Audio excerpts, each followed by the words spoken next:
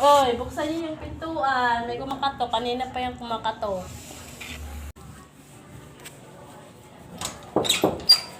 Mare, may tubig ka na mainit.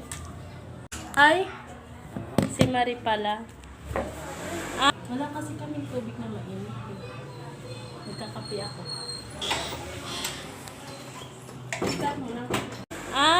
Humingi ka ng tubig na mainit.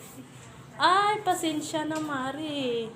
Wala kaming mainit na tubig. Ito kasing anak ko na to, ang tamad-tamad. Hindi nag-iinit. Nakakainis.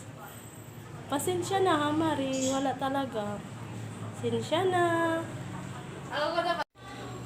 Ganun ba, Mari? Ganyan na talaga ngayon yung mga kabataan. Kahit nga yung mga anak ko, ganyan din. Sobrang tatamad talaga. Puro cellphone. Umaga, hapon, cellphone na agad. Wala talaga. Iba na talaga ngayon, Maria, no? Di parehas dati. Yung sa kapanahonan natin.